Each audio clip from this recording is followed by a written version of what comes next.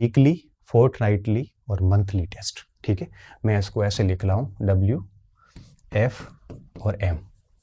ठीक है, इसको मैं दूसरे नंबर पे लाता हूँ। अब देखो साप्ताहिक सीधा ही लिख लेता हूँ, साप्ताहिक, पाक्षिक और मासिक टेस्ट। अब देखो इसके क्या फायदे हैं। अब देखो एक सबसे बड़ी कमी जो है PYQ में वो ये रहती है कि हमें मार्केट के लेवल से अपनी तुलना करने में सक्षम नहीं हो पाते।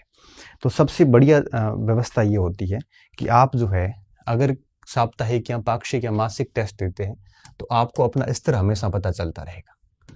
अब जब स्तर का पता चलेगा, जैसे मान लो कि आपने टॉप कर दिया टेस्ट में, तो आपको रहेगा कि भाई हाँ मेरा लेवल ठीक है, कॉन्फिडेंस बना रहेगा और आप अपनी उस टॉप रैंक को हमेशा मेंटेन करने की कोशिश करेंगे। अगर आप बहुत पीछे रहे हैं तो आप है वो कोशिश करोगे कि आपको पता चल जाएगा कि आपका लेवल ठीक नहीं है, आपको और अभ्यास करने की ज़रूरत है और मेहनत करने की ज़रूरत है, अध्ययन सामग्री को और बढ़िया करने की ज़रूरत है। तो अब आप अपने आप को और तराशोगे।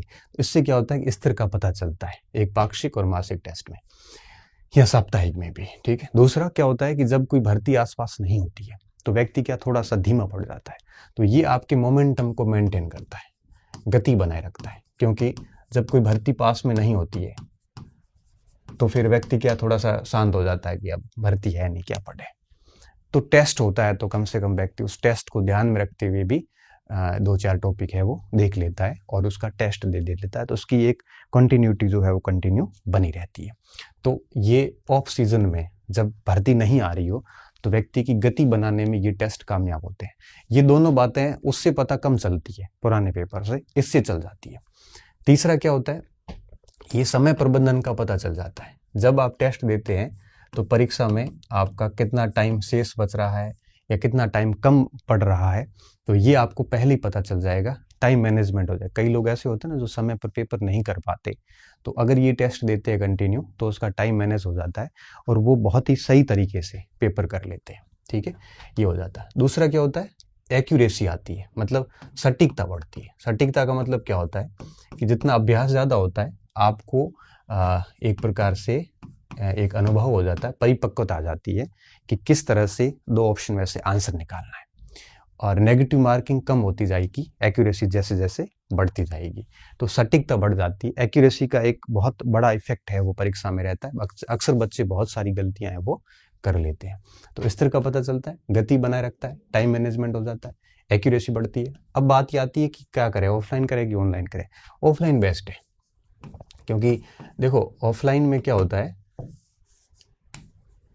ऑफलाइन में ये होता है कि आपको एक तो गंभीरता आती है, दूसरा OMR सीट पे टेस्ट दोगे तो आपका RPSC वगैरह भी OMR सीट पे टेस्ट लेता है, तो उसका भी एक बेनिफिट होता है। अगर आपके शहर में ऑफलाइन सुविधा नहीं है तो आप ऑनलाइन ले लो।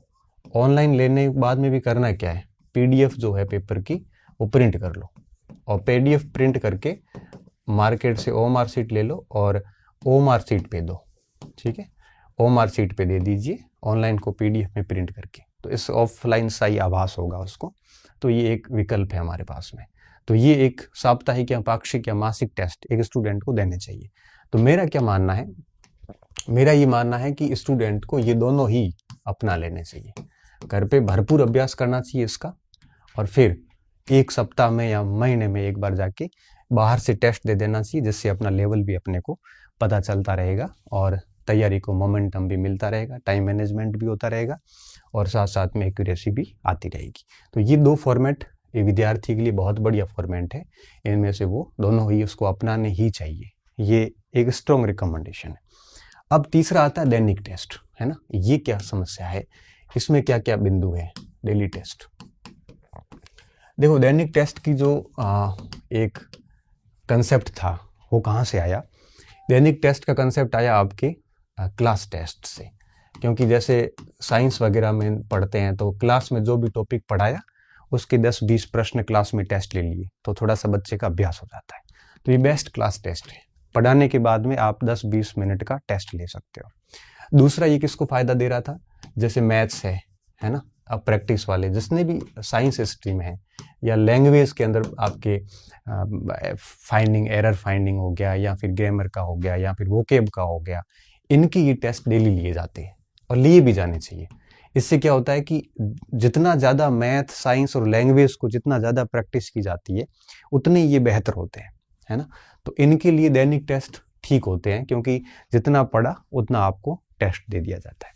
अब ये नुकसान कहाँ करता है, जैसे मानविकी है, मैं बताऊं इतिहास जैसा विषय है, इसके डेली टेस्ट देने का कोई सेंस मुझे नज़र नहीं आता। हालांकि आपकी धारा एक प्रकार से मेरे से विपरीत हो सकती है, तो अगर आपको लगता है कि नहीं ये हमारे लिए ठीक है तो आप डेली दीजिए, मैं मना नहीं करूँगा।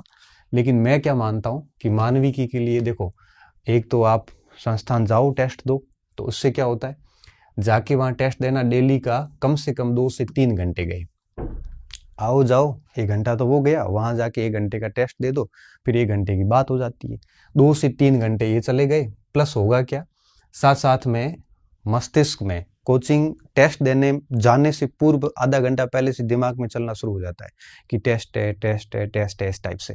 तो होगा क्या कि दिन का 3 से 4 घंटे बिना फालतू खराब हो जाते हैं। प्लस क्या होगा, अब हर दिन का टेस्ट होगा तो व्यक्ति पूरे दिन उस टेस्ट के टॉपिक में रहेगा, उसको 8-10 सब्जेक्ट और भी साथ लेके चलने होते हैं, वो उन पे गौर नहीं कर पाता, पूरा दिन टेस्ट में टॉप करने की फिराक में रहते हैं। अब जब कई दिन बाद में तो वो टेस्ट का जो पहले दिन टॉपिक पढ़ा था वो धुंधला सा होने लग जाता है, और फिर लास्ट में एक लोड सा ऊपर आ जाता है। तो इसमें क्या कमी रहती है, एक तो डेली के 2-3 घंटे बिगड़ने, इससे अच्छा तो ये होता कि पुराने पेपर्स खोल के उस टॉपिक के 2-3 घंटे टॉपिक देखते तो वहाँ 50 प्रश्न हो रहे थे, यहाँ 300 प्रश्न हो जाते, है ना। तो इसलिए क्या होता है कि डेली के 2-3 घंटे आने जाने में खराब करने, प्लस वहाँ पे जाओगे, जाने के बाद में टेस्ट दोगे तो डेफिनेटली 2-3 घंटे डेली आपके उस टेस्ट की तैयारी करनी, तो दिन का आधा हिस्सा तो सिर्फ एक आधे टॉपिक के लिए जा रहा है। इससे बेहतर ये होता है कि आप बढ़िया तरीके से उसको डेली तैयार करें और फिर साप्ताहिक टेस्ट दे दो, और कोशिश ये करो कि जो आपका पुराने पेपर है उनका गजब का अभ्यास किया जाए। ये टेस्ट उनको देने चाहिए जो किसी कोचिंग में ऑफलाइन पढ़ रहे हैं, और स्पेशली मैथ, साइंस, लैंग्वेज के लोग, है ना। यहाँ अभ्यास की बहुत आवश्यकता होती है। हिस्ट्री के डेली 10-20 प्रश्न सॉल्यूशन करवाने का कोई सेंस भी नहीं होता, क्योंकि हिस्ट्री हो चाहे ज्योग्राफी हो चाहे पॉलिटिकल साइंस हो, इनके लिए मासिक टेस्ट भी बेस्ट होते हैं, ऐसा मैं मानता हूँ, जैसा मेरा एक व्यक्तिगत अनुभव है। बाकी आपको अगर लगता है कि आपको ये सब करना चाहिए तो आप सब कर लीजिए, आपको लगता है कि 2 ही करनी चाहिए तो 2 कर लीजिए, आपको लगता है कि नहीं मुझे तीनों ही करनी है तो तीनों कर लीजिए, आपका मत है, आप स्वतंत्र हैं, आपको कोई भी भटका नहीं सकता। आप अपनी बुद्धि का प्रयोग कीजिए, आपको जो उचित लगता है वो कीजिए। मेरा जो व्यक्तिगत अनुभव था कि मैं अगर मेरी बात बताऊं तो मैंने केवल यही किए थे, उस समय ऐसी सुविधाएं नहीं थी, नहीं तो ये भी कर लेता, और ये तो होती तो भी हम ज्वाइन नहीं करते। क्यों? क्योंकि ये फिर आपके टेस्ट को लास्ट में जाते जाते व्यक्ति को भार लगने लगते हैं। ये कुछ दिन तो व्यक्ति चला लेगा, 15 दिन 20 दिन, फिर ये भार लगेगा क्योंकि शेड्यूल फॉलो नहीं कर पाएगा वो, फिर उसको बाकी सारा टाइम टेबल भी चलना पड़ता है, वो भी कर नहीं पाता, फिर ये उत्साहहीनता नजर आती है कि टेस्ट के प्रति कोई उत्साह नहीं रहता ना, फिर वो उसको बर्डन लोड की तरह देखना शुरू कर देता है, और धीरे धीरे अधिकांश बच्चे कई छोड़ भी देते हैं, कई सारे चले जाते हैं, कई बाद में फेल हो जाते हैं। तो बहुत बाद में पता चलता है कि यार ये कंसेप्ट गलत था। तो हम जब अभी अवगत करवा रहे हैं तो सोच समझ के करवा रहे हैं, बाकी हमारा इसमें किसी से कोई ऐसा नहीं है, ठीक है। आपको जो ठीक लगता हो कीजिए, लेकिन एक शिक्षक का कर्तव्य होता है कि जो चीज़ें वो फील करता है वो व्यक्त उसको करनी चाहिए, इसीलिए मैं व्यक्त कर रहा हूँ, ठीक है।